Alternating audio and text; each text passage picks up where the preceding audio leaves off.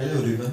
क्या आप जानते हैं कि आम चुनाव, मध्यावधि चुनाव और उपचुनाव क्या होते हैं और ये किन परिस्थितियों में कराए जाते हैं? आज की इस वीडियो में आप इन तीनों चुनावों को अच्छी तरह समझ पाएंगे। तो चलिए टॉपिक को शुरू करते हैं। सबसे पहले जानते हैं आम चुनाव। भारत में चुनाव निर्वाचन लोकतंत्र का एक महत्वपूर्ण हिस्सा है। एक निर्धारित समय अवधि के अंतराल पर होने वाले चुनावों को आम चुनाव कहते हैं। ये 5 वर्ष के अंतराल पर कराए जाते हैं, जैसे लोकसभा और विधानसभा के चुनाव। वही जानते हैं मध्यावधि या मध्यवर्ती चुनाव। निर्धारित समय सीमा से पहले होने वाले चुनाव को मध्यावधि चुनाव कहते हैं। जब किसी कारणवश लोकसभा या विधानसभा समय से पहले ही भंग हो जाती है तो ऐसी स्थिति में मध्यावधि चुनाव कराए जाते हैं। चुनाव के उपरांत नियमित न्यायिक सदन का कार्यकाल 5 वर्ष का ही होता है। अब जानते हैं उपचुनाव के बारे में। ये ऐसे चुनाव होते हैं जो समय से पहले लोकसभा या विधानसभा में खाली हो चुकी सीटों को भरने के लिए कराए जाते हैं। कि लोकसभा या विधानसभा में अगर कोई सीट खाली हो जाए तो सीट के रिक्त होने के निम्नलिखित कारण होते हैं कि किस किस कारण से सीट रिक्त हो सकती है। एक कारण है लोकसभा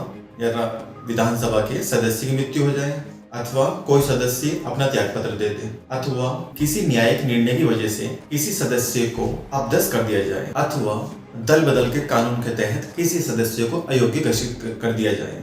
और स्थिति हो सकती है जब कोई व्यक्ति 2 क्षेत्रों से चुनाव लड़ रहा हो और दोनों क्षेत्रों में जीत जाए तो एक क्षेत्र से उसको रिजाइन करना पड़ता है। ऐसी स्थिति में वहां की वो सीट खाली हो जाती है। एक अन्य स्थिति है जब किसी सांसद को किसी राज्य का मुख्यमंत्री या मंत्रालय में मंत्री बना दिया जाए तो सांसद को अपनी सीट से इस्तीफा देना होता है, तो उस खाली हुई सीट के लिए उपचुनाव कराए जाते हैं। तो इन सब स्थितियों के चलते किसी क्षेत्र में उन उपचुनाव कराए जाते हैं। यहाँ ध्यान देने योग्य बात यह है कि उपचुनाव शेष बचे हुए कार्यकाल के लिए होता है, पूरे समय के लिए नहीं। जैसे यदि कोई सांसद 2 वर्ष के बाद इस्तीफा देता है तो नया सांसद जो बनेगा वो बचे हुए कार्यकाल अर्थात 3 वर्ष के लिए ही निर्वाचित होगा।